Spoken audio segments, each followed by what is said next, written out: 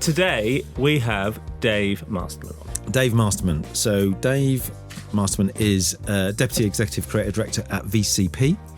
He is a lovely chap. You've worked with him, right? Oh yeah, I worked with him at JWT for a bit. I've just seen him around loads, and actually, random story, very quickly, I bumped into him in Waitrose 2 or 3 years ago, and we both saw James McAvoy.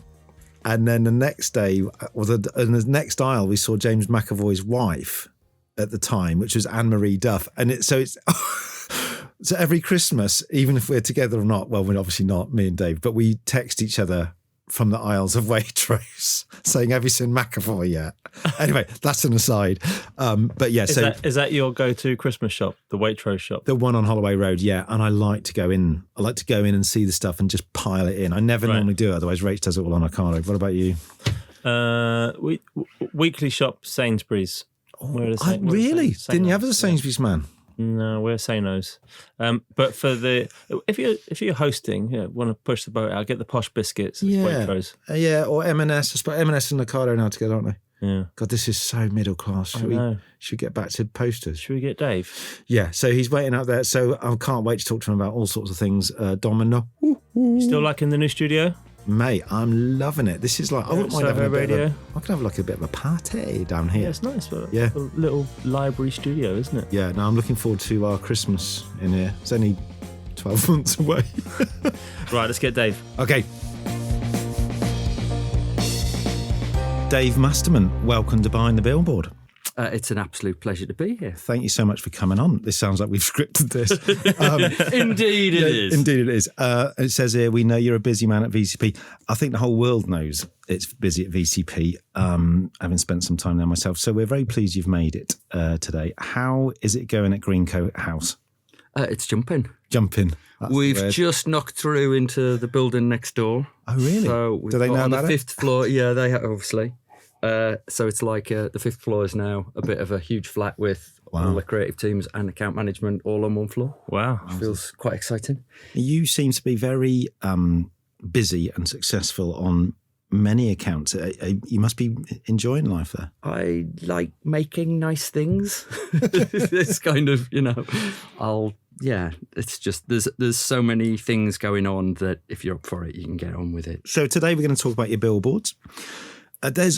There's loads. It's quite not annoying, but you actually have purposely told us not to include some because we've included them in previous pods.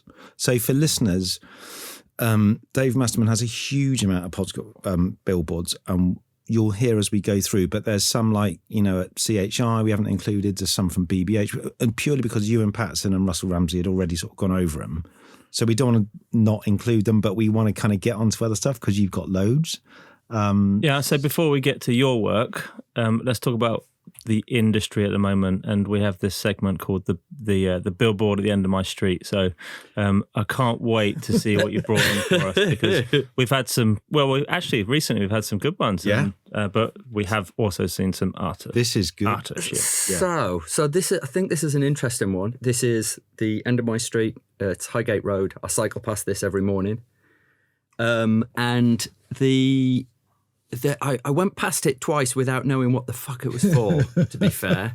And it is written quite small underneath. And I'm trying to work out, I Googled it, and I think I would have Googled it even if it wasn't for this. I think I would want to know. Yeah. And it's for a new play by Martin McDonagh called Pillow Man. Right. So on the bright side, I think it's visually beautiful to look at. It caught my eye. I was intrigued by it.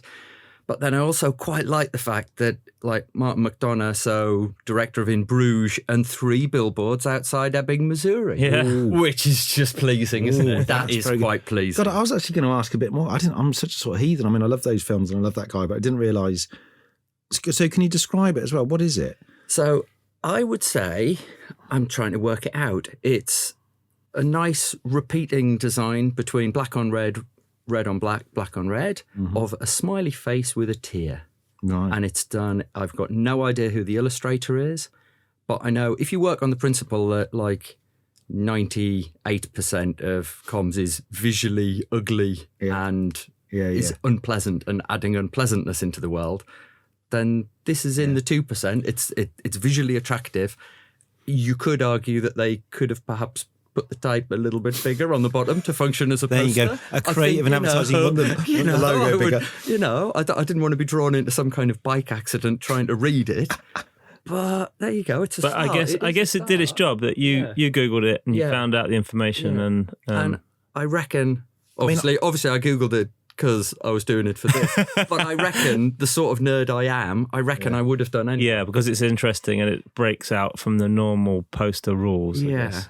To be honest with you, that is a pretty good one for us. A lot of stuff we've heard about has been nine typefaces, different sizes. Nah. And I was going to do over the road from that is the Southampton Arms, which is the best pub in North London. Please don't go there because it's very small and there isn't room for anyone else. And you like it and you don't want other people there. Exactly right. Right. We haven't got many listeners. We might bleep out the name of it so that you don't get a load of juniors with their portfolios challenging you over a pint. But outside, ale, cider, meat. Yeah. And it's beautifully sign written. It's clearly done by hand. It tells you everything you could possibly need to know about the Southampton Arms. Brilliant. It says that this is a handmade. You can tell you're not going to get a glass of red wine in there. You're only going to get ale and cider. Yeah. It tells you, even without spelling it out, it says you're going to get a roast pork bap. And then the fact that there's not quite, he's had to squeeze the R in a little bit for cider. Yeah. Okay, so it's like properly sign written. Do you think? I think I know the answer. It's not the original, is it? Someone's tickled it up. I know this for a fact because I know the people who ran it. Basically, it used to be a shocking pub. Okay. You'd go in there and there was about 3 people drinking in there. There were pictures of boxers on the walls and not like Marquis of Queensberry. There were like pictures of Barry McGuigan on the wall. It was like it couldn't have been a less welcoming pub. Okay. And Joe and Pete, who I'm now friends with, took it over and it is now a lovely pub. So it's gastro-y? Not gastro-y, it's a roast pork bap. Okay. It's beery. Right. Okay. Nice. It's a beery pub. Right. And is it the sort of place... God, I'm going to sound... I don't know if this is the wrong thing to say. We can take this out if it's shit. But it's the sort of place you can take your wife. You could take your wife. Right, no. Because if she likes roast pork baps. Yes. Should we move on? Move on. Anyway. So obviously we use this segment to talk about the state of the industry. And I think you said it really quickly, but 98% of the stuff you see out there is not as good as it should be. What is your opinion of the current state of the creative industry's efforts on outdoor media? You've covered it a lot in that kind of, a lot of posters just aren't posters. They're not posters. They're press ads. Some of them are long copy press ads. Some of them are stills from telly. They're just, it's such a lovely thing to work on a 48 sheet brief because it's the purest form of our job. And no matter how much we move on with digital and whatever, it is the purest form of the job. Get your idea to work on a 48 sheet poster is amazing. So you can tell how much stuff has been done as part of a committee or as part of we'll just pop that in, and we'll just put that in, and of course we'll put that in there, and we'll pop that in there, and then you're just left with a pig's breakfast, and you know that. So there are, I loved the Muller stuff last year. Yeah, that's great. That's kind of that to me, and shout out to Emma and Colin because that's proper. That is a proper use. And you can see, and the reaction it got was amazing. Yeah. It's funny, that idea, because you look at it and you think, it's like all the great ideas, you're thinking, it's so simple, why hasn't it been done before? Because the minute we saw it, we went, that's gold, we've got to have that on. So I think it was third best of the year last year. Yeah, we had it in our top 10, didn't we? And they did little things. There was kind of, there was the bent over corners one, but there was like a little bit of movement in the sort of whatever it is, the jammy bit. Yeah, we had the spot varnish on the spot varnish. I love a spot varnish. I love a spot varnish. I used to work in print. Yeah, Dan has waxed lyrical about that spot varnish to me a few times. Yeah. Is that those little Talk to Dave Dye about spot varnish. Oh, yeah. Maybe we could have a spot varnish special. You'll have very few listeners, I imagine. If we had Dave Dye on talking about spot varnish, that would be a 3-hour special, I think. Should we move on? Yeah, I think it's fair, isn't it? What your comment about the industry at the moment. I think when we get it right, we get it brilliantly right in the industry, but there's still, I don't know, there's still not enough great stuff, is there, at the moment? I mean, it's kind of, I thought it's like you were chatting to Dave Wanagidi, who's an amazing talent, an absolute star. and I thought he was kind of really down on the industry. I'm nowhere, it's like there's loads of the Cadbury stuff. Do you see the Cadbury 6 sheet? Where you could go and, you could do your posting stuff. James and Jason, that's lovely. Right. So all of those sort of things make me feel I love the B&Q stuff. That's great. So that, it's not like we're in some kind of drought. It's just there's loads and loads of stuff that's shit. And I feel like there are agencies around London who are doing it better than others, and that's just it's clear. You say, that's the same people, that's the same ethic that you're seeing here, and that obviously comes from the top. And we're going to get into your work and the VCCP stuff in a minute, and you can see your love of posters that we're hearing about now has translated through your work. And I think, we've talked, we talked to Rich Denny at St. Luke's, and it's clear that they have a love of posters, uncommon obviously with the B&Q stuff and the BA stuff last year. There's some really, really good work coming out of these select agencies where you can see that there is a collective creative love for this medium. And I'm thankful for that because, that all of that helps the stuff that we do on a day-to-day basis. Anyway, listen, let's talk about your very first billboard, because we've done what's happening right now, but let's talk about what your very first one and what it meant to you. So there must be posters that so first of all of this stuff is done with Ed Edwards, who was my long-suffering writer for more years. Should hear what he said about you? Yes, I'm sure. No, but to be fair, we worked very closely together for a long time, and all of the front end of this deck is that stuff. Yes. So when we started, BMP DDP, probably the best creative department in town, just a joy. So you had, I think Rich and Andy just arrived. You had Pete Gatley, Dave and Sean, Jeremy, Joe Wenley, Dave Buchanan, Tommy Omelette, just ridiculous. And so this was a trade brief. Ah, okay. And I think, so it was to launch the new Passat, which was probably radically different to the previous Passat, like fractionally different, to launch it at the NEC. Give us a description of what the visual So is. what it is, it's if you zoomed in really, really close into a road atlas, into Spaghetti Junction in Birmingham, and if you zoomed in very close, you would find the VW logo in there. So I'm not sure that it is actually cartographically correct, but that is... Is that... Sorry, because I thought you had contrived a couple of roads a little bit. We have completely contrived a whole load of roads. There's loads of roads that they don't go anywhere. It's but either great. way, so Birmingham, it's to launch the Passat at the Birmingham NEC with kind of largely to the trade. Oh, there's a car show. It's the yearly car show, that of kind of. So I can't remember, but I'm guessing that we probably couldn't have shown the car anyway because it was being revealed. And it ended up running as kind of 6 sheets around the car park in the event, and then all kinds of as a press ad in all manner of. It's just really, it's really nicely put together. It's very colourful. It's very smart. I mean, when you came across it, did you think, oh yeah, that's pretty good? Or did you have a shitload of ideas when this was one of the ones that was chosen? I honestly can't remember. But what I can remember is the sort of, if you're doing it now, someone would like knock it up on a Mac and, oh, look, there it is. It's done in an afternoon. Yeah. Whereas instead, like going back to that department and kind of all the design help you have and the art buying help and everything that you've got. And it's kind of, I remember wanting to use Neil Gower because he'd done Heart Foundation, there's a couple of other cool things. So It's like, so that is a proper, it came as a A2, it's gouache on paper artwork, proper. It's not actually blown up But that's what I mean about the kind of the agencies now. You can see these boutique agencies specialising in out of home. At your time at BMP, then it was exactly the same. That you were surrounded by craftspeople who were experts in the medium, and you knew that you could take this idea and it can be worked out. There was just a sort of, there was just all the help you could possibly need. So you were sort of protected. You couldn't really have fucked it up, even if we tried. Did you meet Ed how did you meet Ed, just very quickly? Was it college? Met Ed at college. Which college? Bucks College. Bucks, so Dave Morris. And there's the old school network of, like Rich and Andy were ex Dave Morris and all of that stuff. And then we teamed up there, and then we got a job. We were on placement at BMP DDB, and then we got a job at Y&R. Right. Which we were kind of a bit disappointed about. There was an element of, and then that was also, and I'm sure there must be some posters from Y&R. It's just my filing didn't I couldn't find anything older than this. But this was the first poster we did once we got to BMP. I mean, it's and we got, and that you kind of got the call from Tony Cox, which is like the call from God, and it's like, amazing.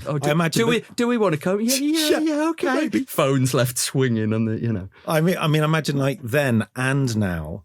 So then it was BMP DDB, and now it's Adam and Eve DDB.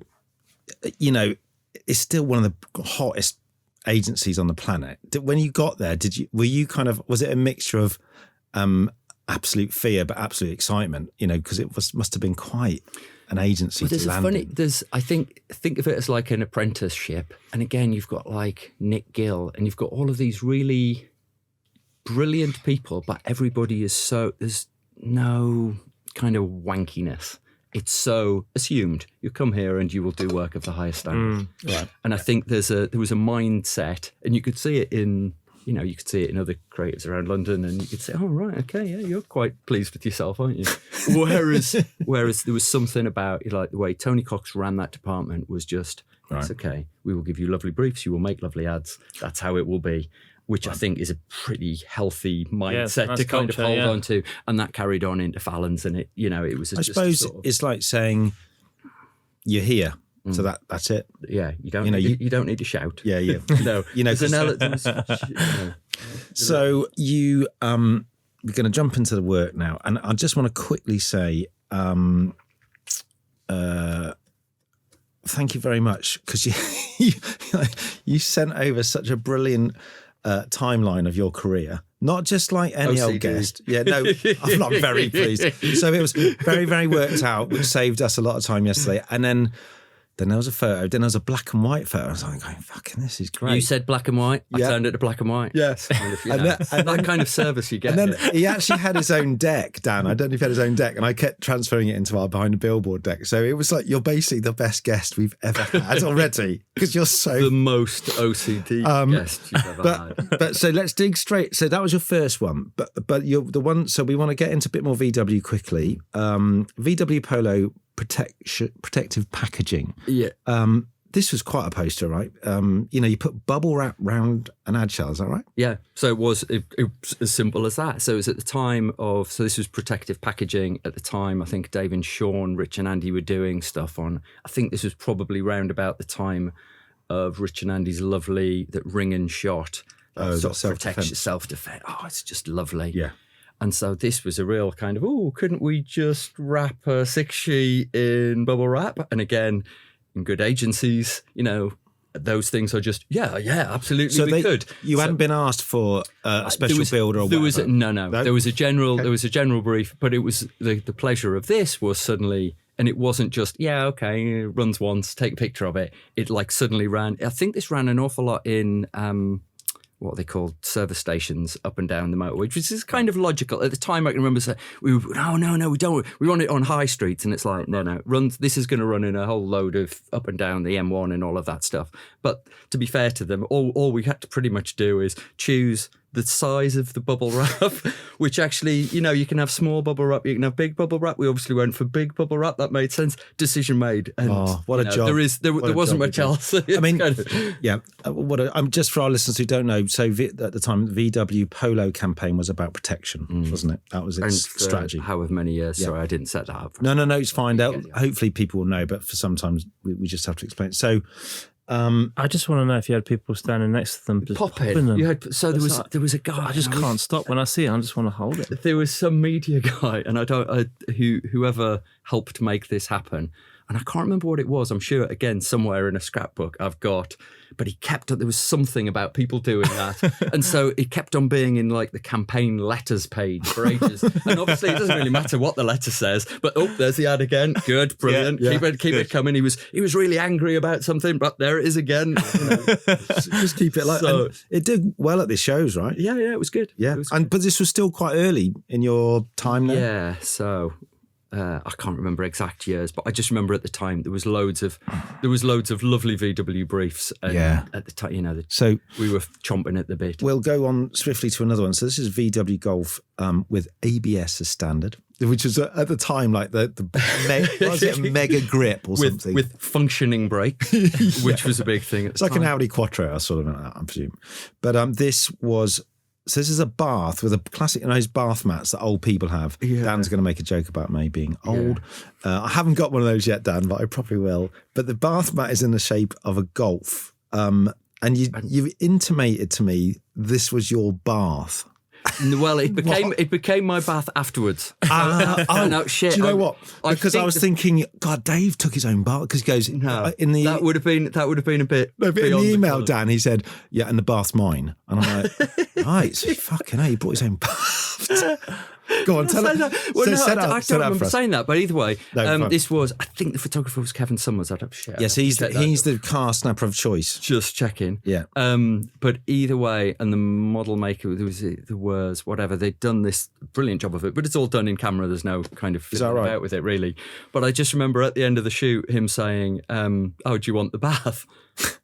And I went, yeah, it's a cast iron roll top. Yes, bath I do want the bath. Yeah, with ball claw feet. And it was like, yeah, okay. Have you still and got then it? Now I moved. Sadly, I was quite tempted. I've got the same one again when we moved. Like it was 20 years ago we moved.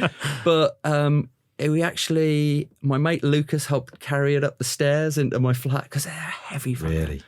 And it's lovely. Yeah, did you have one have... again, but with the taps in the middle rather than at one end? So it's a bit more kind of his and hers. I'm not sure about those because they burn your hip when you fill out the bath. If you're in the bath and you want to fill it.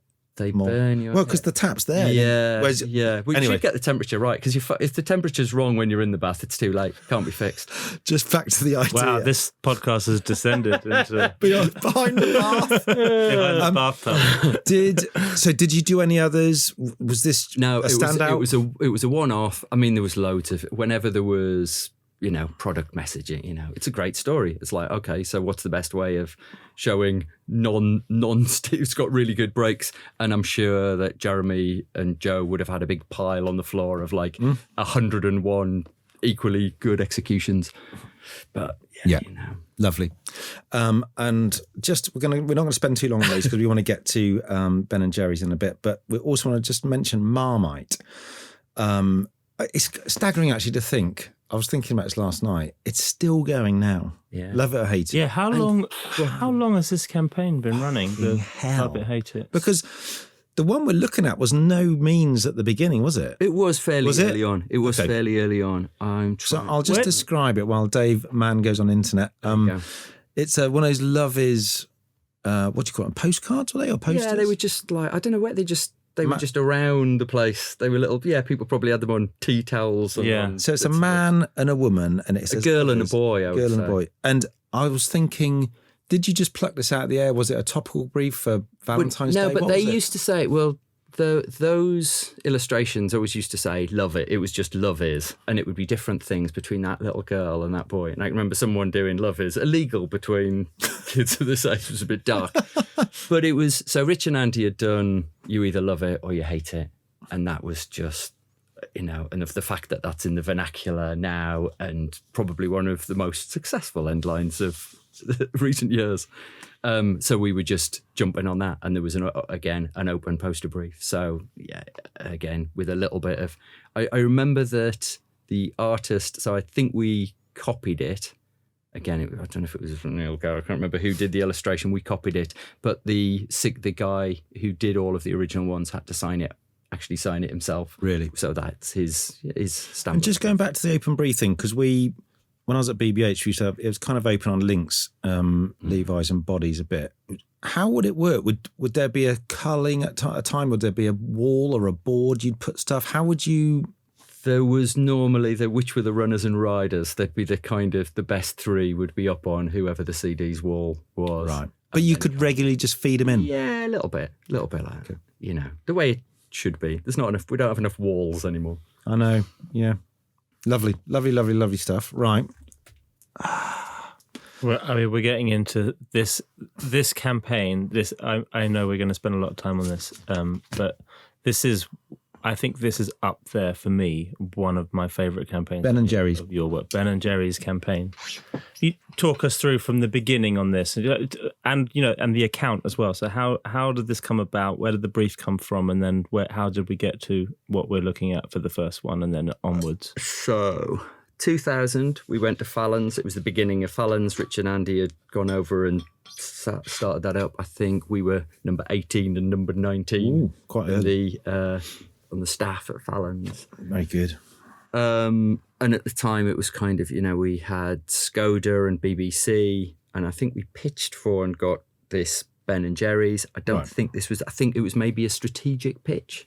Right. Don't remember this being pitch work, because it was there to launch. It was basically to launch Ben and Jerry's to Britain. And I think probably just as a bit of background, and it's easy to forget this kind of now, but you've got, at the time, there was Haagen-Dazs, which was posh ice cream. And there was like the lovely stuff that WCRS was doing, it's very posh ice cream. Or you had Wall's ice cream, which was just, and what's wrong with Walls? Exactly, I'm a big fan of. Until you work out right. So like a Viennetta, you like a Viennetta. Yeah, but you think Walls make ice cream and they make sausages. Why? Where in the Venn diagram is the cross? Hey. Oh my God, they're just the same thing, but they add sugar or they add herbs, and that's petrifying. So it was like Ben and Jerry's launching. They'd been bought up by, I think it's Unilever or whatever, so they had some money behind them, and they were launching in the UK. So lovely opportunity, and very, kind of trusting young agency. So that was all lovely. And it was one of those things where we'd worked out it would have been a lie to say Ben and Jerry's homemade, because it's not. It's clearly made in a factory. Right. And I always liked the idea, like my dad used to have a transport business, and I used to actually repaint when the paint wore off on the trucks. I'd have to go on the trailers, I'd go and paint that back in. And limited, it's like a funny kind of word, LTD. Yeah. So it's like homemade, look, we're so homemade. And then limited, it's homemade in a factory. It's homemade in a factory, let's be honest, don't lie. So like we had that, which felt, okay, Vermont's finest ice cream, Ben and Jerry's homemade limited, that's watertight. And all I can remember from this is I can remember getting to that place. There's Ben and Jerry's had done a book which was called Double Dip. Mm-hmm. So Ben Cohen and Jerry Greenfield, the founders, and it was talking about how the fact that they were both like a bit on their uppers, and they set up with this little cafe, and they were properly experimenting, and they were just winging it really. And so once you get that, and from reading that book, it felt like quite a few of the lines. I can remember a late night of getting a shitload of these lines, and quite a few of them ended up being the lines from one kind of full-on extracting session. them from not actually from the book. I think I read in my head. I read the book over a weekend, but I can remember us sort of arguing about it the next day, and then there being this kind of, once you got that tone, suddenly once you've written one of them, you feel like So this is what I want to ask you, Kay, because having. When I was young, I had no idea when people said tone of voice. Honestly, when people go, what's tone of voice for this brand? You go, I don't know. But now, as an older person, a creative of many years in the biz, it's the thing I find most exciting, to get the tone of a brand, The Economist, Heineken, Lynx, whatever. And I remember seeing this and thinking, right. So last night or this morning, I was thinking, were they told by an American agency, this is how we do it? Yeah? Or were you told in England by a cool, funky planner, hey, why don't we take this tone of voice? Or did you and Ed one day just go, again, my memory's not that great. In my head, I can remember it being very just sort of, well, here's the book about them. Yeah. And I can remember it not being a free-for-all, but pretty close to being a free-for-all. And I can remember us settling on, as I remember it, and by all means, someone, I'm sure someone writing, no, I did a brilliant strategic document on that. But as I remembered it, it didn't feel as forced as that. It felt like we were writing lines that felt, okay, that feels like it could have been written true to the story. Yeah. So the one we're looking at, if they were experimenting with flavours and ingredients. Yeah. So the one we're looking at, it says, one man's imprecision is another man's extra marshmallows. So, which is really funny already. Tonally, I like it's long, it's colourful. But was there one line, and was this it, where you went, that's it? let's write 10 more of them. I wished I could remember. That, in my head, that was one of the first ones. And I just remember having them all up on the wall that night. And there's one which is kind of, we reserve the right, hang on, go back that one. We reserve the right to turn our leftovers into whole new flavours, which isn't one of the best looking ones, but that's the campaign idea. And that was true. I'd read that they'd kind of, if it didn't work, they would kind of mess about with it and try and do something else with it the next day. Because so that felt like, and then a lot of them are just kind of saying, look, this is slightly imprecise. Yeah. And that's why we're asking you to pay a few more quid for it against the walls. At the moment, another one, ingredients, a big dollop of this, a big dollop of that. I mean, it's great, irreverent. It also plays into that homemade limited part of your... But then we also, and again, the way they look, and we've probably spent a couple of weeks doing all kinds of different looks on them. Yeah, but you settled, and it's kind of, again, crystal clear. I can remember this bit of a weekend in Fallon's offices at the time with Big Jim, who was the typo on it. And basically you can see that everything is slightly off. Nothing in these, nothing is absolutely straight in these ads.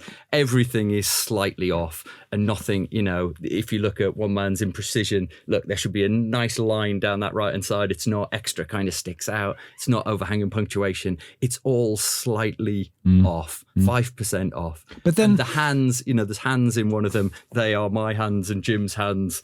It's all homemade. It was literally homemade over a weekend. But maybe to Dan's point, it actually, if you want to sort of post-rationalise it, I don't even, sometimes we don't even do this, but you go, it's homemade. That's why everything should feel homemade, as in the wording and the art direction. Because my question to you was, I'm always fascinated where you go, you're sitting there with Ed, you've kind of got your lines, you're thinking, this is it now. Do you go down the corridor and get Big Jim to do them, or did you involve illustrators and go directly to them? There were no illustrators on it, so it's all homemade stuff that we scanned. So we scanned it. There were no illustrators. We scanned stuff in. I didn't know that. So but I mean, if you look, they're fairly basic. There's hearts. There's hands on one of them. There's not much. That is. There's. I'll read the cherry. They're all great lines. People with too few cherries in their Ben and Jerry's. Wanting to meet people with too many cherries, ring this number. And we actually had the cherry hotline, so you could ring up and say, look, mine's full of cherries. I haven't got any cherries at all. Do you want some kind of swap? And they did. Actually, we had a phone line. We set up a phone line, and we even had the chance to man it. There was, because it's like, what if I don't think it rang at all, but it was kind of... So knowing Rich and Andy like I do, were they?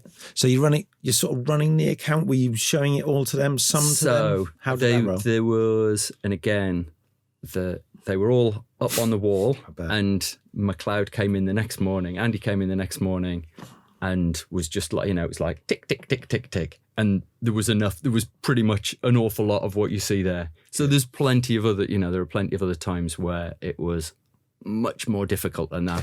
This one kind of wasn't. And were you the team, or were you then latterly delegating that to another team? We were the team on all of these. Actually, this one here, Granny Like Generosity, which I loved that line, was written by Andy Johns and John Cross was a placement team at the time. Granny Like Generosity is corporate policy. Yeah. So we wrote all of this bunch, and then I think this is probably maybe 2 years' work. Because we did the first kind of 5 or 6 of them, and then we did another 4 or 5, and then afterwards, I know that other people. Well, because we had Ant and Mike on, didn't we, Dan? Yeah, so they must have done year 3 or something like that. Yeah. They mentioned it was all down to you and Ed, really. Yeah, I'm sure they did. Yeah, there you go. I mean, like Dan said, it's such a brilliant campaign because it's so. I think the thing I loved about it, well, I love about it now, but at the time, it's an exercise in writing, it's an exercise in tone, a tone of voice of the writing, but then the whole thing is held together by this. You've got to say Jim's name. You just said Big Jim. What's his name? Big Jim Townsend. Big Jim Townsend. So there were two Jims. There was Jim Gilchrist, who was Little Jim. He was probably he was the director. Yeah, he's the director. Sorry, I remember. Yeah. He was 6 foot something, and then Big Jim was like 6'2". They're big shout great. out to those guys. I mean, you could do a whole. They just look fucking great, don't they? Amazing. How was it working on that brand? Given that they were their American brand launching here, bought by Unilever, and this is a kind of, a bit of a step off from where they were before. Did they move this tone of voice over to the US as well? Was there much migration? It was I think they were very, very separate. And to be fair, it was probably just us getting the tone of voice of the brand, I think. And we looked at the American. Weirdly, they hadn't done as much stuff as you would expect in the States, so they hadn't kind of advertised that much. But they kind of, if you look at Jim, the Oatly stuff, the way that is so. I mean, some people love it, some people hate it. We love it. And their tone and their look and their feel reminds me of this because it believes in itself so much. There's just no room for not getting it right. And they look great, and this reminds me a bit of that, that sort of, exactly where you are. Again, when you have them all hanging up on the wall and you can sit, it just sits, they sit there as a family. And we had remember getting T-shirts done and stuff with that same. It feels once it's rolling, and you go, oh yeah, okay. But corporate policy, there's you're picking. There's a sort of a structure. If you just whiz back through them, to go back, it was kind of like nutritional information, fudge chunks as big as your thumb in every tub. So it's kind of nutritional information that comes from the company world. That's the corporate bit, and then fudge chunks as big as your thumb in every tub. Yeah. So it's kind of make that homemade, friendly, but slightly careless. It's sort of making a positive out of carelessness. It feels conversational from the founders, which is true to the brand. So that you could imagine these two guys talking about, let's make a new flavour, and we will. This is the conversation they would have had, and you've put it on a poster. I know it's not that because you've crafted this to make it feel like that, but it's joyful to hear that it's come from the fact that you've read the book, you've understood who they are, and you've come to a point where you go, well, we know the brand, we know it's homemade limited, let's have a play on it, and you've done an imperfect version of, and I suppose, typography to make it feel homemade. Yeah. And then going out into the world, and it's sitting like alongside Rooney's, Haagen-Dazs ads that were so kind of sexy and the BB-8 stuff, and very, very, and it's kind of it deliberately goes out there and goes, okay, this is shines a light on the positive of the product. It's What are they doing now out of interest? I don't know. You still see it you still occasionally see something comes along. It's it's funny. It's of a time, isn't it? I mean, I think my reference point for ice cream is my daughters, and they still buy Ben and Jerry's, but there's other kind of organic-y kind of stuff out there. Actually, can I just quickly mention non-dairy stuff? Steve Gash. I don't know if any of you two know Steve. He's a great mate of mine. Steve Gash told me the other day, him and his wife have eaten ice cream for pudding every night for the past 25 years.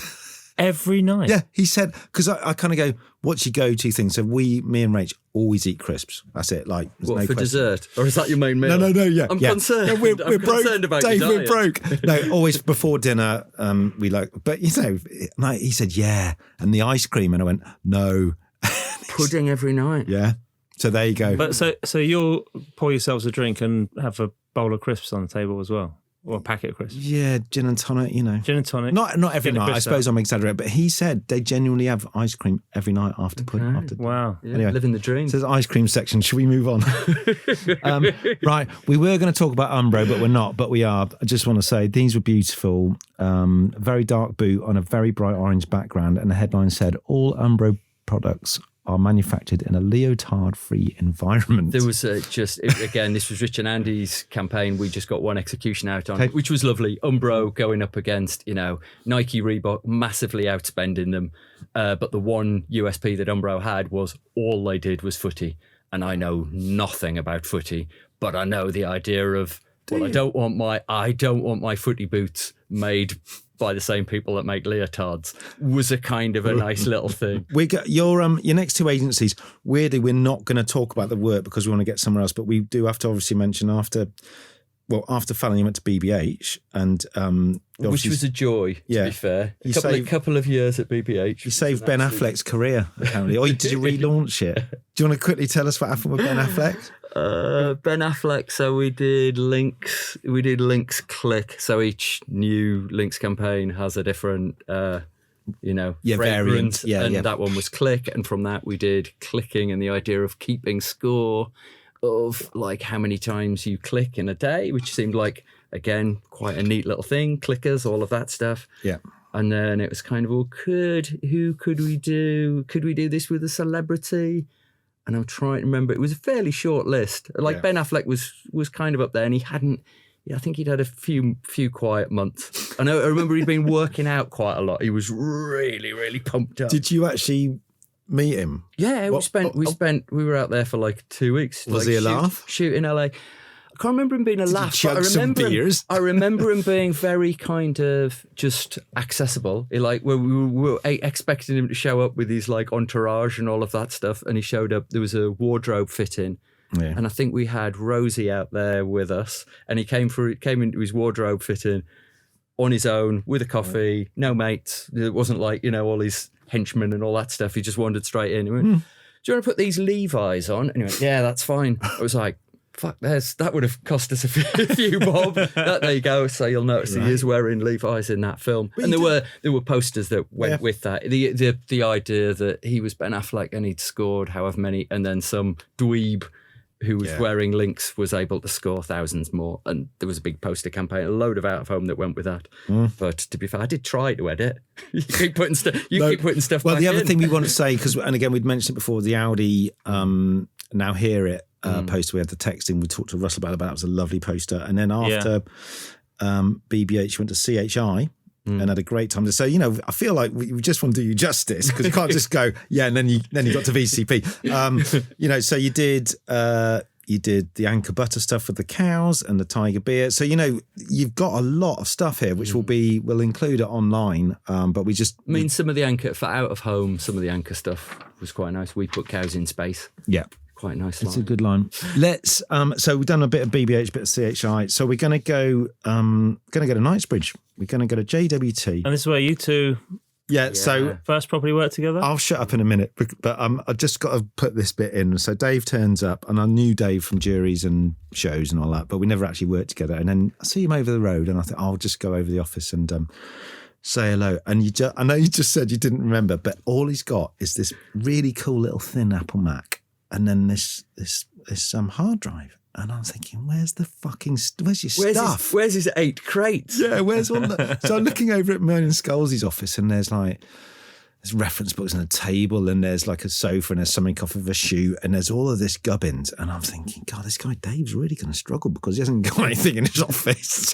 and then you go and offer up your books. Yeah, and then after a while I started saying, so what is that thing, Dave? And you go, mate, it's just a hard drive. All my stuff's on there. And I was thinking, fucking hell, that is cool. I want that. So I'm wondering now, knowing you a little bit better and your efficiency over the last 24 hours, are you quite a minimalist person? No. So there are 8 crates at home. There are 8 crates? There are 8 crates. They're just at home. They're still, no. So you haven't digitized everything sat on your hard drive? I wish that I had, but it was kind of, it's just, we don't, Did you bring them in eventually?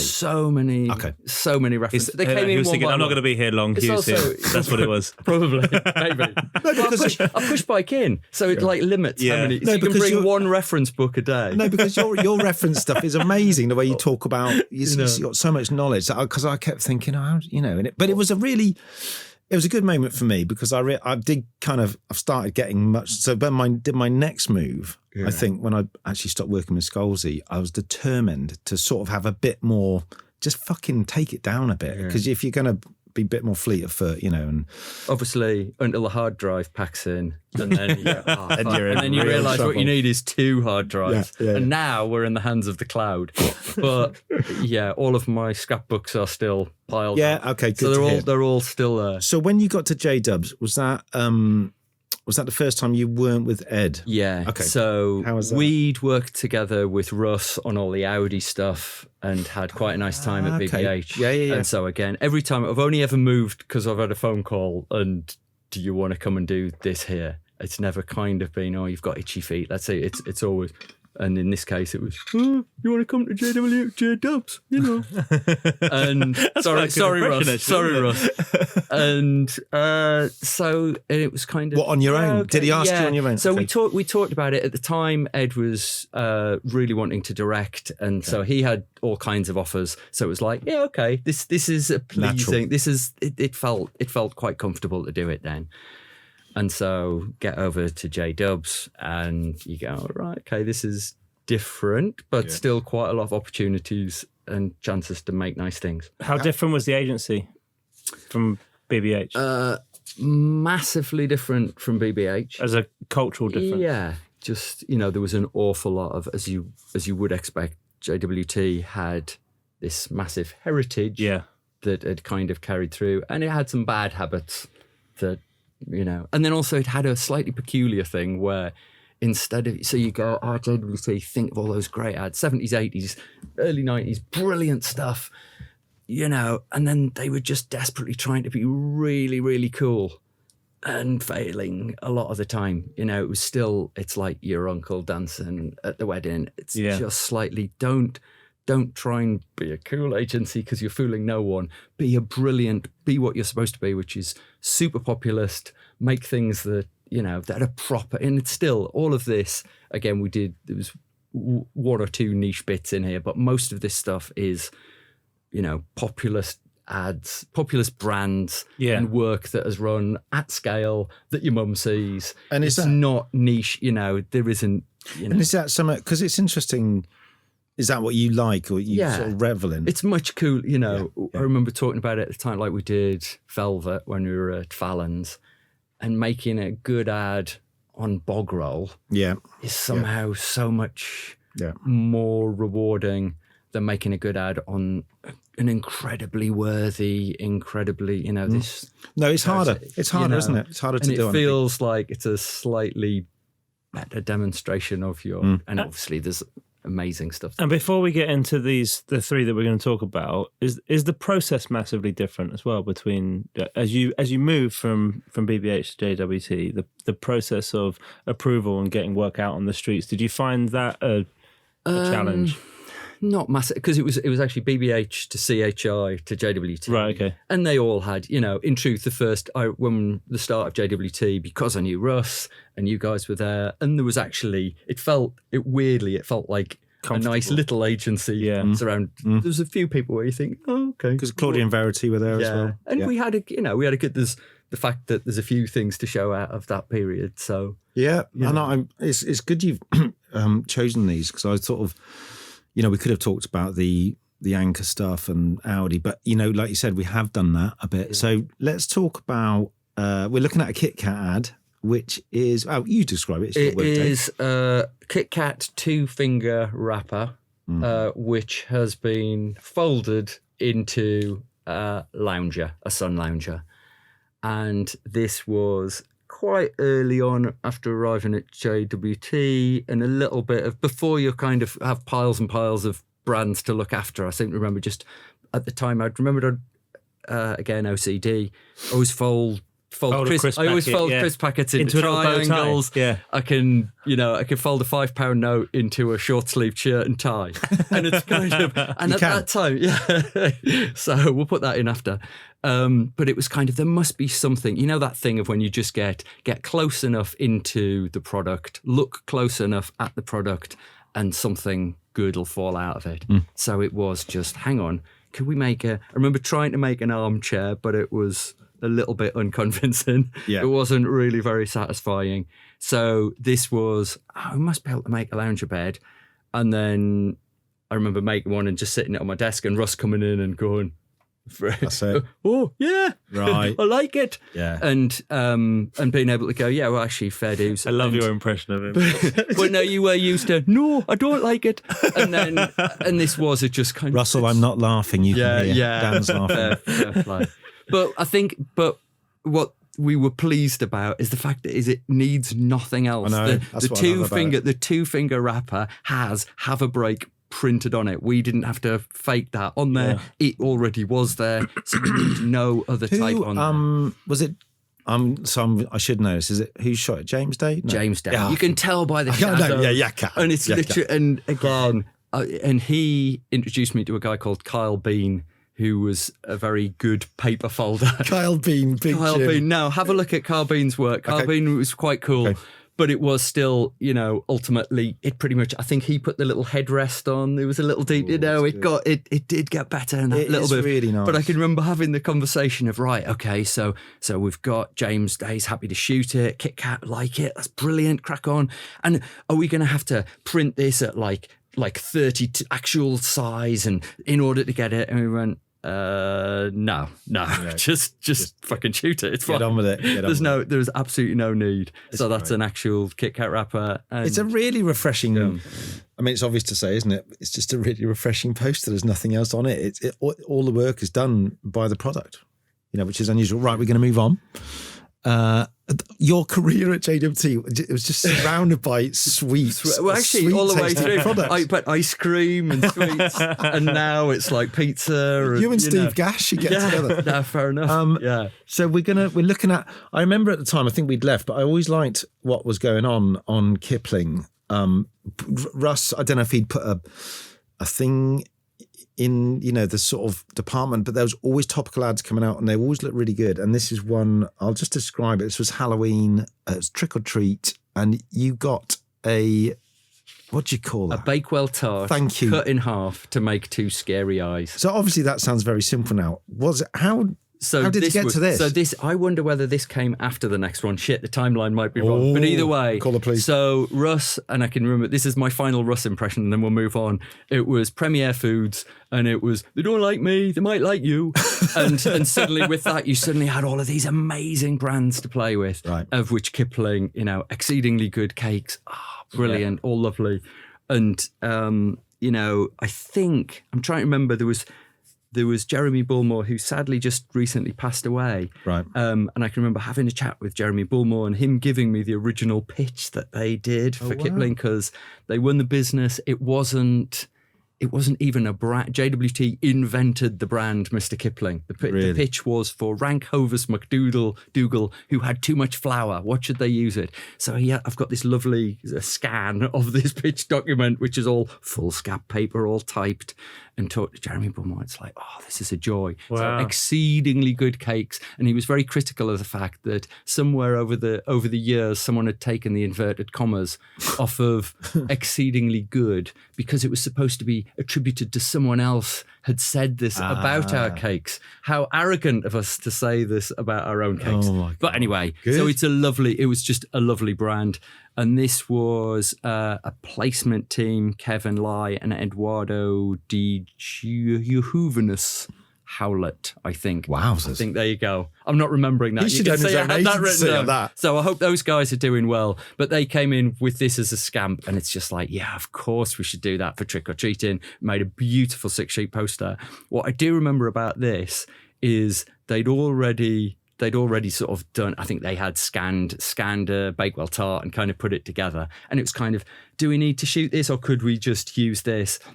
Right. And at the time, I worked quite a lot with Laurie Haskell, and he's done all that great stuff with Belford. And it's kind of, well, let's just give it to Laurie and see if there's anything to be added by actually shooting it. Right. And he said this brilliant thing, which is just, oh no, you need it to feel evil. And it's like, well, these are Bakewell tarts. How evil are they going to feel? But if you look at it, it's lit. It's lit from the bottom. It's like it's round the campfire. Hold a torch underneath your chin, right, and you look evil. Yeah. And it's like, so it is. It got an extra kind of 10% better by lighting it from underneath, and the shadow's all at the top. And it's like, yeah, that is better. Trick or treating better with cake. So it's just a lovely, lovely, simple 6-sheet. And it ran in the run up to Halloween. It ran, and again, and you can kind of, you can see, we actually did a whole bunch of other ones that weren't as good as this, but that one's lovely. Good. And then off of the back of that, Claudia and Verity were just like, right, okay, how can we get on this? How can we get a hold of Mr. Kipling? And I can remember crystal clear the conversation is that, so we had this life is better with cake. And it's kind of, do you need another line? You've got exceedingly good cakes. But no one could really argue with life is better with cake. And then we said, if Mr. Kipling did a poster, how would he do a poster? And of course, the way he would do one is he'd make it out of cake. And you go, well, yep, no one's going to argue with that. Everybody's very happy with that. Took it to the client. I think it was Claire Harrison Church. And she went, yeah, brilliant.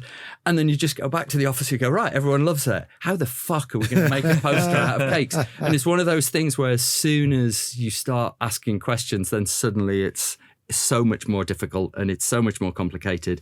And we found this lady called Michelle Wilbur, who kind of was a home economist, but she kind of experimented with all of this stuff. And we were having the stupidest conversations, which were, first of all, no 48 sheet can take the weight of it. So this is at Westfield. And so we actually had to build the wall behind it to match the wall that was there normally and extend it in as far as you could. So no one was aware that that's what we'd done in order to take the weight.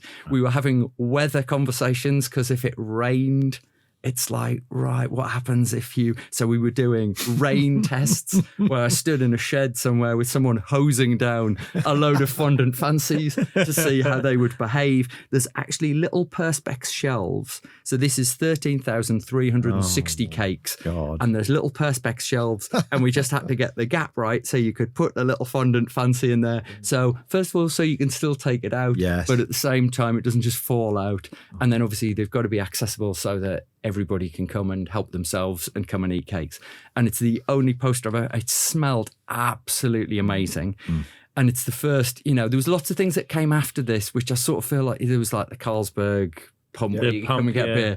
Whereas I felt like with this, and we did this, and it's all like, all right, you see those things that are very, very scammy. This literally had queues round the block to a stupid degree. And you're busy thinking, hang on a second, if you just go and spend a couple of quid, you can just go in Marx's in there and you can go and buy some. It's like you're going to queue for like 45 minutes to get one cake. But it was just a pleasure. And I remember having to get more crowd control and everyone was queued up like they are at an airport. It smelt gorgeous. But it is one of those, we work in this medium, and special builds is one of the things that we help deliver. It is quite amazing to see the public want to be part of an ad. Yeah. It's an immersive experience. Like, I could go to the supermarket and buy a packet of Kipling cakes, but I'm here and this is about recall and it's about how people remember. I'm going to tell someone I got a cake off a billboard today. Yeah. And everybody, it was kind of selfie times. Yeah. And everyone was going and doing their selfie and whatever. But then all of the things, again, the practicalities of it and saying, all right, okay, we're really worried about the rain. I think we're going to need to put a roof on it. And I think we're going to need to put some walls on it. And it's like, well, no, then it's not a cake then poster. You're sampling. Then it is just cakes in a room. And cakes in a room isn't very unusual. Cakes on a poster is unusual. And it's like, really? But what if it rains? And have all those awkward conversations. And I can just remember the Ad Age headline, which was, everyone can stop making posters now because these guys have made one out of cake.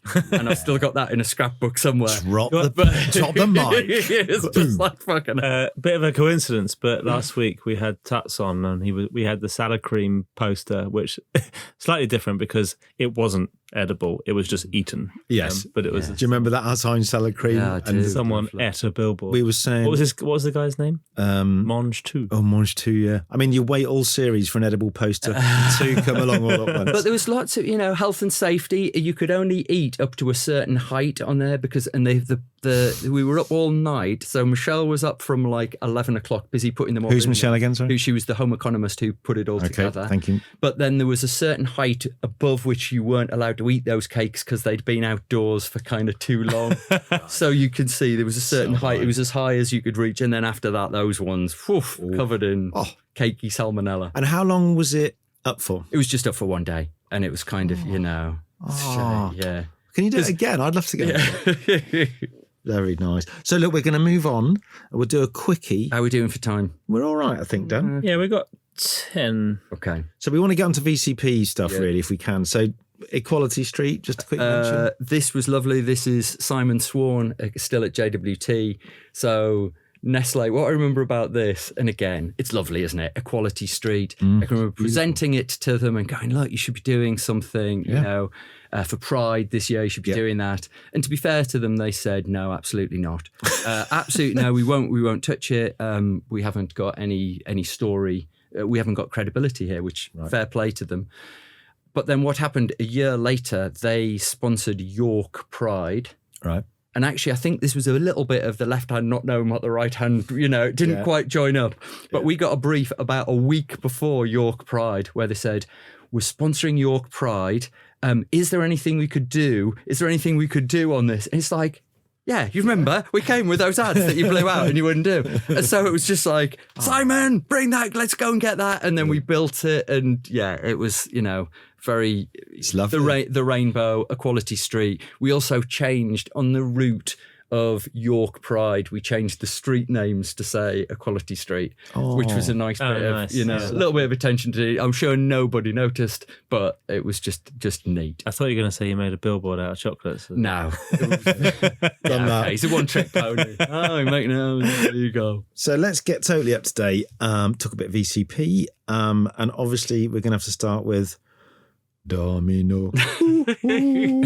I have to say, beautifully done. I didn't know you'd done this, but I remember seeing it on the TV, and I generally thought, every night you hope there's going to be a couple of good ads on the TV, and I fucking loved it. The way it was done, so more power to you. It's a great. It's brilliantly branded. It's funny. It must go down like a storm with the target audience, I imagine. So, yeah, it has been pulling like a train. Again, shout out to Sarah Barron, the client on this, who, to be fair, took a flyer because it was a bit of, we had something else in production.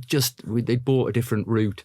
And this was one of those slightly, I can remember saying, crystal clear. It's like I think it was a Monday morning, and I said, can I have half an hour? I just want to chat through something. You can pretend we've never had this conversation, but I think this is funnier.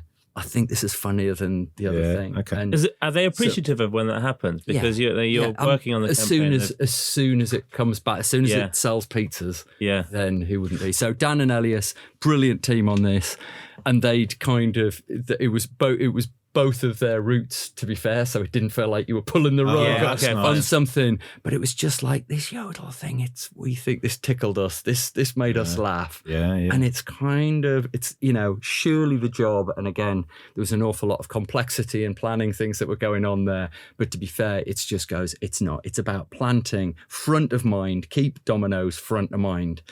And the reaction that the film got, which was plenty of people, whoever came up with that, would they go and die in the sea?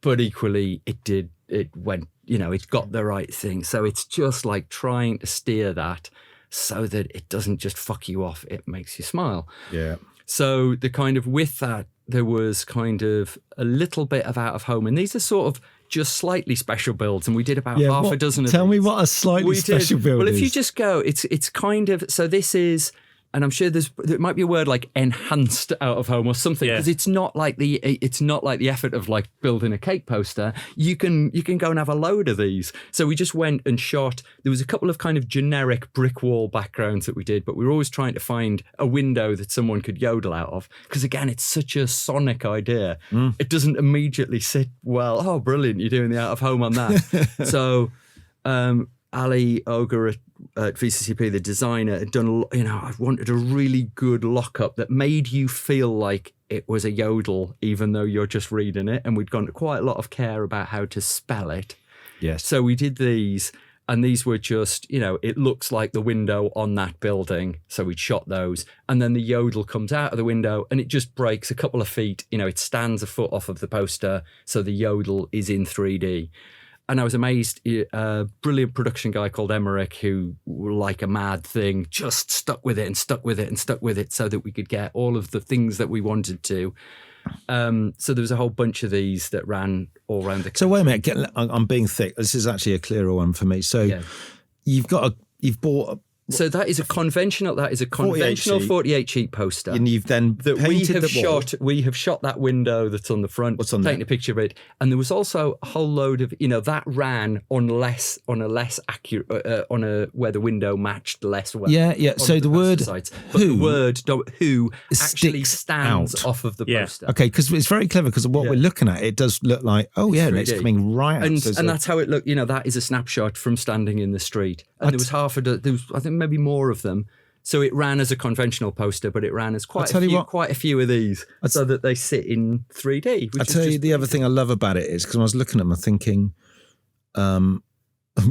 shamefully, I was thinking, how do you spell Domino's? Is it with the apostrophe or not? I thought, I'll go and look at the posters because it'll be on there. But there's no logo. So that's really brave as well. And again, it's that because it's so confident. The first, if you just go back to that previous one, the tile, it's like, you know that is for Domino. That tile. It's, the packaging. I love the Domino's packaging and the boldness of that. And it's like you don't need to say Domino's again. But did you have a battle to get that through, or was that okay? No, weirdly, some of the more recent work they popped it on, but you don't need it to be there. You definitely don't need it to be there because you can see. And these pulled again, work like a treat.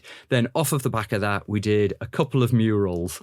And this one, and I'm trying to think, it's called Gent 48. So this one is in Birmingham. This is on the side of a boozer in Birmingham. And I've got a video Dan and Elias found all of these brilliant illustrators who were just doing, perfect, this sort of mural work. And he went off and he sent us his design, which I thought looked great. And again, it's just an extension of what you've seen. And he went off and did this, and it took him like a day and a half.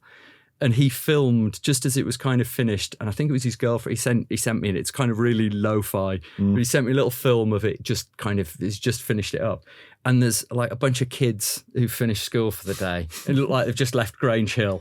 And that classic thing, you're like beating each other with bags and stuff. Yeah. And one of them kind of stops, looks up at it and like does a perfect Domin-oh-hoo-hoo. And it's like, that's it. It's working. It's working because it's like all of those conversations of, can you get the yodel off of the way we've done this? It's brilliant. What a brilliant story. We're going to have to rush on. Okay.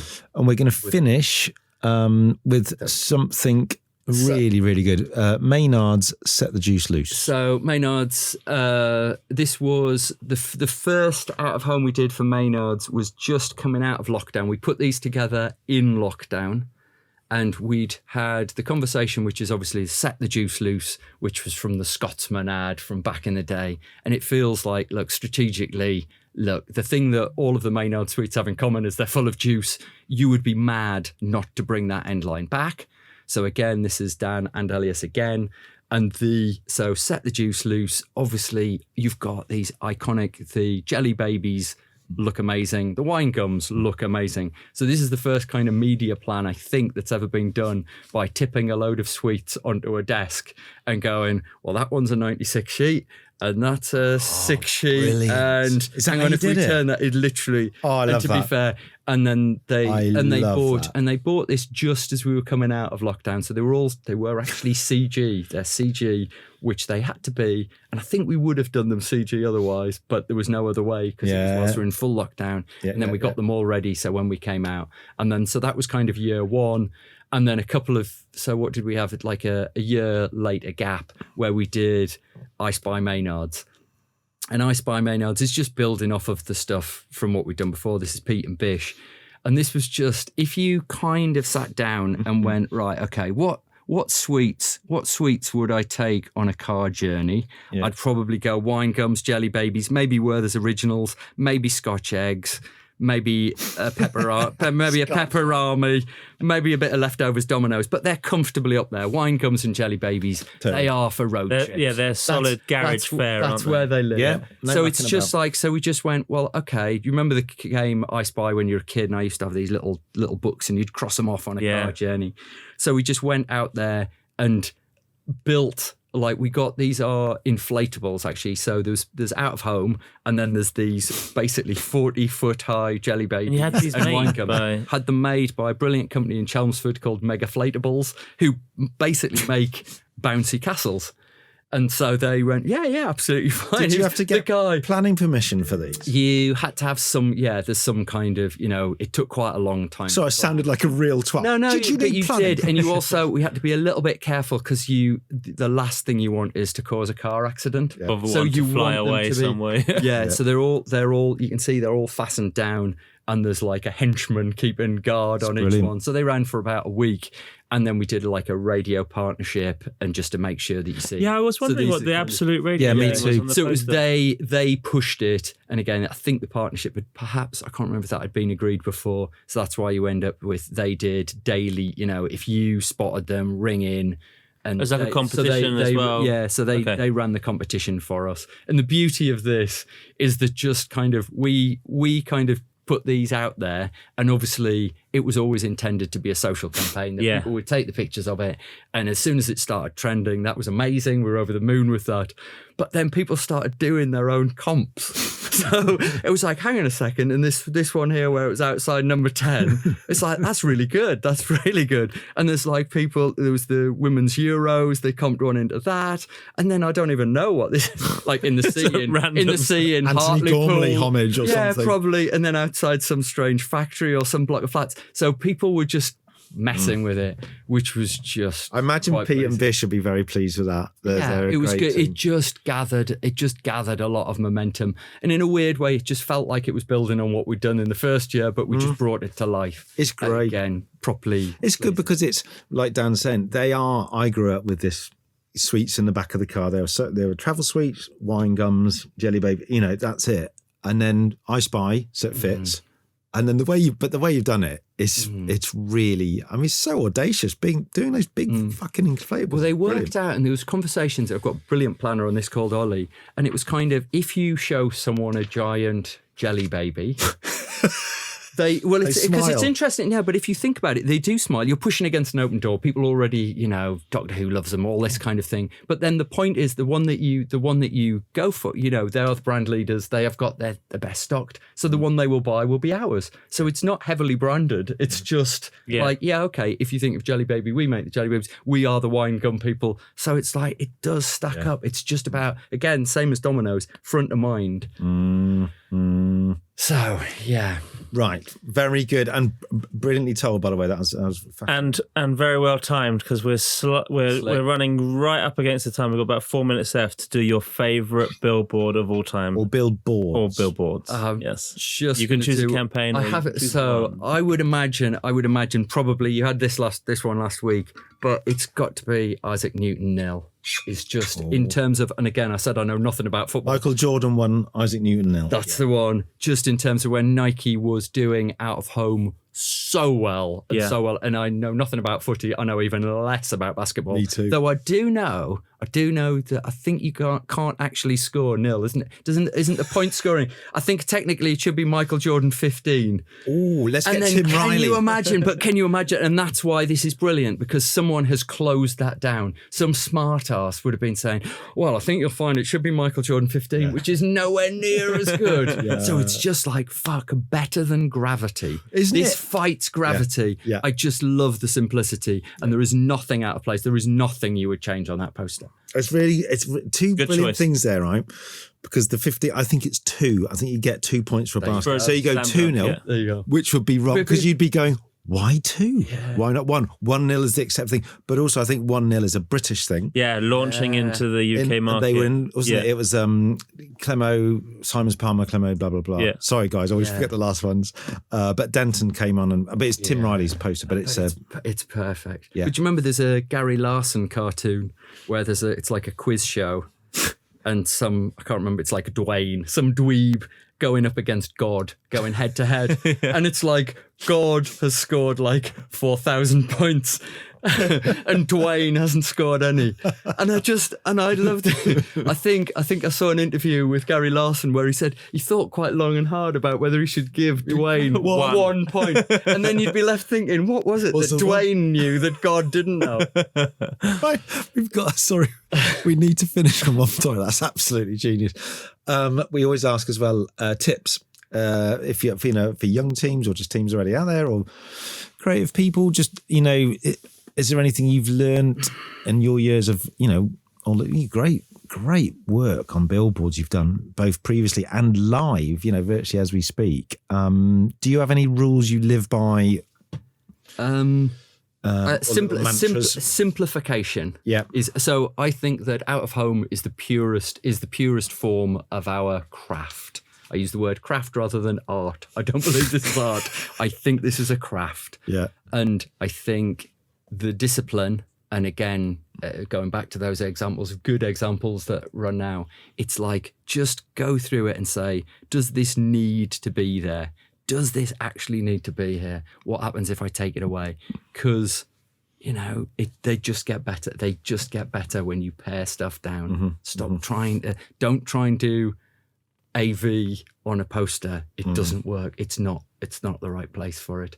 So with all the teams, it's just like simplify, hang it on the wall, hang it on your desktop, and just live with it, for a bit. Yeah. And just like pare it down so that your mum sees it and gets it and just goes, yeah, okay. And like all of those great Volkswagen, you know, the cops ad, all of those things, there is nothing that is unnecessary. There's nothing that is redundant on that poster. I think you don't try and do AV on a wall. That's a really, really good quote. Yeah, we might have to nick that. Thanks. Thank you so much for coming in. My pleasure. Been absolutely brilliant, and I'm sure everyone's going to love it. And can I say again, uber efficient. Dave's nailed it just as the time's up. None of this like rushing around at the end. Very good. Thank you. Well, that was lovely, wasn't it? It was really good. He's a top man, isn't he? It's super efficient. Like, you know, I was kind of giving you hand signals of like, we've got 10 minutes to go, 5 minutes to go. I think he knew and he all wrapped along. up. I think he was watching. Yeah, I think he knows all. I think saw my hand signals. Just in your hand signals. I mean, before the show, I think, and usually for a creative, he's incredibly time conscious. He's very considerate. He's like a sort of bit of a all rounder, really. Yeah. Well, you said he kind of. Personally, I thought he did a good job putting his own deck together. He obviously sent me his script, his version of your script. I know. At one point, I was your one's got red pen all over it for some reason. I don't know what. When he sent his deck through, I thought, "Fuck, I'm going to really transcribe this all to R1." I did do it, and then he kept sort of slightly passive aggressively. He kept sending his old deck to me. Yeah, it's like, no, it's going into ours. But no, thanks, Dave. That was really good. Yeah, eye-opening on so many fronts. So many brilliant stories. Go on then, pick your favourite one from today. I don't know. I think the bath. Favourite piece. I think the bath thing, because I love a bath. Yeah. And because he nicked the bath after. And he nicked the bath. And it was from the days of a shoot, presumably, where people would go, yeah, you can have stuff. Yeah. Whereas now you probably won't be allowed to go on a shoot. And if you did, they'd fucking make the bath. You wouldn't get a real bath, would you? It'd probably be done in fucking, I don't know, post or something. I don't know. So I like that. And I think... What's the best thing you've got off a shoot? I know Adam got this amazing chair made purely from Levi's jeans, and they were left at bus stops all over London. Oh wow! And one morning, I just came in the office; it wasn't there, and he'd taken it. And he'd gone home. He'd gone home in a van the night before, and I was going, "Where's that?" He goes, "Oh yeah, I just thought I'd take it." I was like, "Oh, cheers, mate." So that's not an answer to your question. I had a iPad prop off a shoot. They were like, "Do you want an iPad?" And I was like, "Yes." Oh, now I'm just going to get more jealous. Brilliant. One of those first ones as well. One of the first iPads. Really? I have to say, I did really like the Ben & Jerry stuff. Yeah. Great. I mean, just brilliant work. Brilliant. You know. I'm going to go with the Kipling cakes because I just know that some of the other parts of the story that they've touched on, but... it couldn't be built on the wall that was there at Westfield. So, because you did it, Talon. No, it was Lauren, who works for me at Grand Visual. She worked on the campaign and helped the build. Right. And they, just knowing that they couldn't fix it to that wall because that wall wasn't strong enough. They had to rebuild the wall, and then they had to rebuild the wall to look like the wall that was behind it, so that it didn't look like so.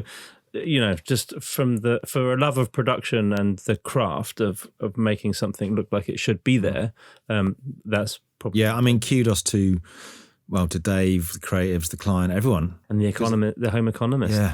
Yeah. Painstakingly, exceedingly good. Yeah, I mean, every... Did you get that? Did you? Yeah. Right, okay. Sorry, did I not leave a pause? You didn't give enough of a smile for me. I need that validation. We want to say, as usual, thanks to our sponsor. We do. Talon Outdoor, thank you very much. Thanks to John for not being here. John's even more silent now, just on the edit and the I wonder what deck. he does.